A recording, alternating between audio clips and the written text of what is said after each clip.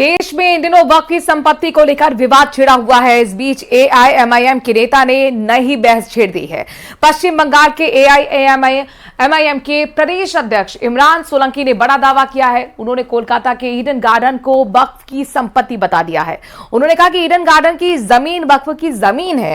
नेता ने यह भी दावा किया कि राज्य सरकार ईडन गार्डन को किराया देती है। आपको बता दें कि ईडन गार्डन देश के सबसे पुराने बड़े स्टेडियम में से एक है।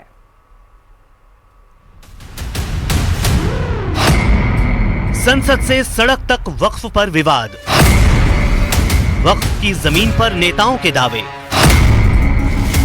राष्ट्रपति भवन के बाद क्रिकेट स्टेडियम पर दावा, वक्फ की जमीन पर सियासत की फसल। वक्फ की जमीन को लेकर देश में सियासत अपने शबाब पर है। हर किसी की नजर संसद में पेश होने वाले वक्फ संशोधन विधेयक पर टिकी है, तो वहीं पूरे विवाद के बीच कई बयानों से सियासत गर्मा गई है। नया विवाद कोलकाता में शुरू हुआ है, जहां एआईएमआईएम के एक नेता ने नई बहस छेड़ दी है।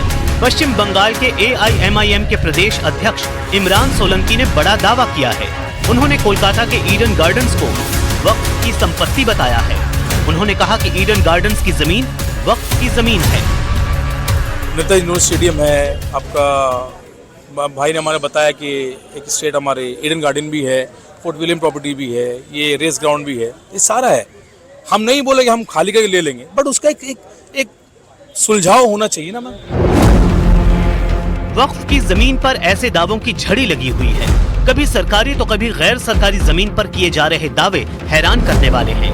ईडन गार्डन्स की जमीन पर दावा किया गया तो टीएमसी भी सख्ते में आ गई।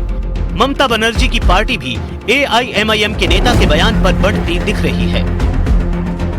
ईडन गार्डन्स, फोर्ट विलियम, ये आर्मी प्रॉपर्टी, कहां से इनको वक्फ मिला? और अगर वक्फ मिला तो ये वक्फ तो हमारा वेस्ट बंगाल वक्फ के अंडर में होता नहीं है, ये आर्मी वर्सेस सेंट्रल वक्फ होगा। ये ईडन गार्डन क्या आप लोगों का है? वक्फ बोर्ड का है? वक्फ बोर्ड का था, उसमें 150 रुपया किराया दिया जाता था। ये सीपीएम के जमाने की बात। दुनिया के बड़े क्रिकेट स्टेडियम में शामिल ईडन गार्डन्स की जमीन को वक्फ की जमीन बताने पर बीजेपी ने नाराजगी जाहिर की। बीजेपी नेता अग्निमित्रा पॉल ने ऐसे दावों के चलन को खतरनाक बताया। वो भी उन लोग की संपत्ति है।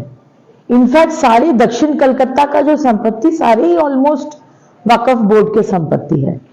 अब ज्यादा दूर नहीं है कि कालीघाट का महाकाली का मंदिर भी वो लोग बोलेगा कि वो वक्फ संपत्ति है।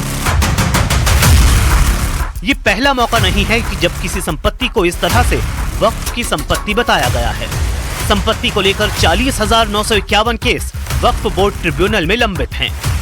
9,942 केस मुस्लिम पक्षकारों ने दायर किए हैं। इससे पहले संसद भवन को वक्फ की संपत्ति बताया गया। महाकुंभ क्षेत्र के एक हिस्से को वक्फ की संपत्ति बताया गया। बेट द्वारका को भी वक्फ की संपत्ति होने का दावा हो चुका है।